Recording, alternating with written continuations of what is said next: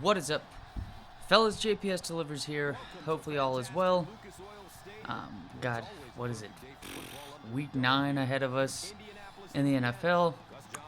This is Madden NFL 12. 2-6-1 teams. Easily the game of the week between these two. Going to be pretty impressive. I mean, no spoilers whatsoever. It's going to be a lot of offense in this game between the Buffalo Bills and the Indianapolis Colts. Pierre Garçon is on this Colts team, and he has quite a good game. Looking to the Week 9 of NFL football, just saw the Packers absolutely shit on the San Francisco 49ers. At this point, they might as well just, stick to like a pick 10 through 15, upward to 20, depending on how they finish. More so 10 to 15. San Fran, I think with a team like that, you're kind of looking at just might as well just call it a season. George Kittle's out. Jimmy Garoppolo is not even that good, let alone the fact that he is out. I believe he's been put on IR. Their team solid offensive line, but that can only get you so far if you don't have good quarterback play. So that's a shame. But, hey, again, Green Bay, they're a good enough team to where they will destroy a team if they're in position, and they should beat a team like that by a lot. My dumbass was like, oh, maybe there's a possibility, trying to be contrarian as possible. See if that would work out. It did not, as it was a handily loss to 49ers. Carolina Panthers going up against the Kansas City Chiefs. Carolina, more than 10-point underdogs. Makes perfect sense. Their defense, their rush defense is specifically putrid. They do have a decent secondary. I think they have a couple good safeties on that team. But even then, when you're playing a good team like this, or a great team like this, and an excellent offense, this is a historic offense when you think about it. One of the best talents ever at quarterback in Patrick Mahomes, and then Tyreek Hill, Travis Kelce. Now you have Le'Veon Bell and Edwards-Helaire, McCole Hardman. He steps up when Sammy Watkins is out. It just makes for Kansas City to win this game pretty readily. Last week we saw a game in which Kansas City was favored by a ton. You'd think they would run the ball a decent amount, but hey, this offense is this offense. They're going to pass the ball whenever they can, and that can happen on any given week. I do think this is the week, though, that it kind of funnels down to them getting a little bit more running production. Probably get 20 or 30 rushes on the day, whether that be at whatever ratio. I think it'll probably be like at least 20 touches for Edwards-Helaire. That's including his catches on the day. He should be the top guy for at least usage. So I think he could have a decent game with a high floor. I think overall that's what we're going to look at, and then, try to run it back with DJ Moore or Robbie Anderson. Robbie Anderson does have the better matchup out of the two, and, he is way faster than most cornerbacks he's going to go up against, so I expect Robbie Anderson to have the better game out of the two. Seattle and Buffalo. Seattle up by favored by 3 against Buffalo on the road, and Buffalo doesn't seem to be bad weather this weekend, especially compared to last weekend, as we really got a look into more wintertime part of the year, especially when you look at like the upper Midwest area, especially with the Green Bay game last week. But even then, short passes like that, if you have a good enough offense and offensive coordinator, play calling, he can still get things done. And we saw Devontae Adams with 3 touchdown catches.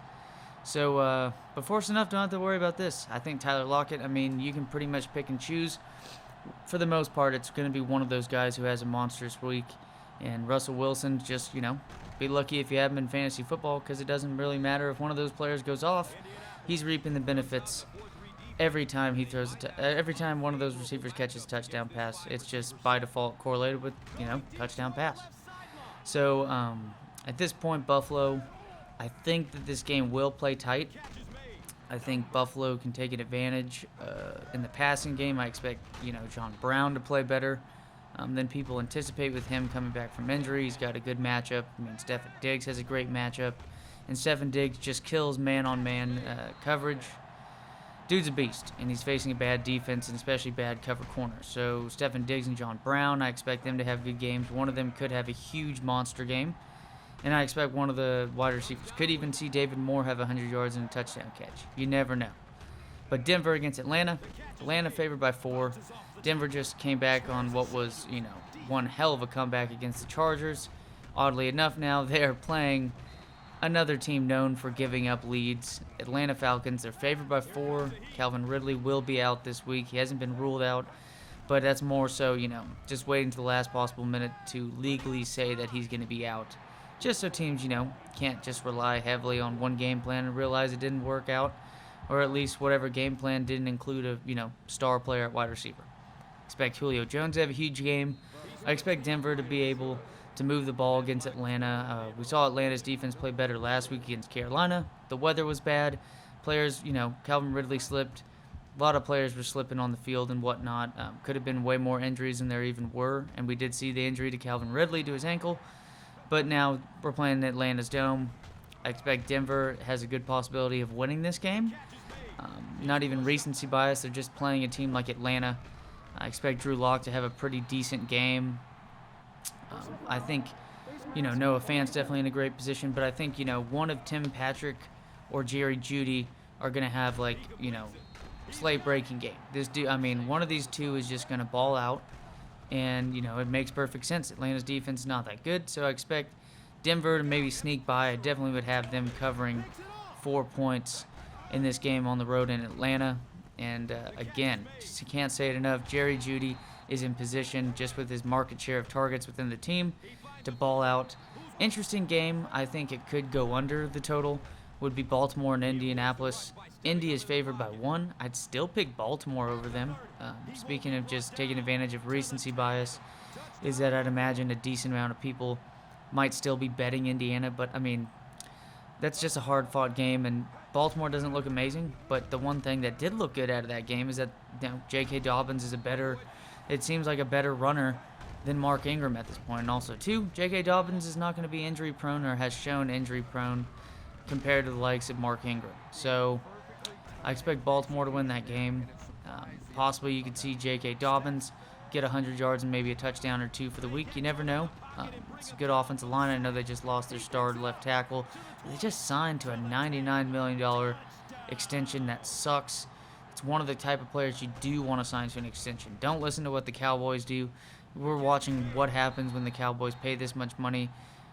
That's why it's important to have a great quarterback and to trust on him. Because once you see Dak Prescott get hurt, it's not nothing Amari Cooper can do. He's got to depend on the quarterback to do well.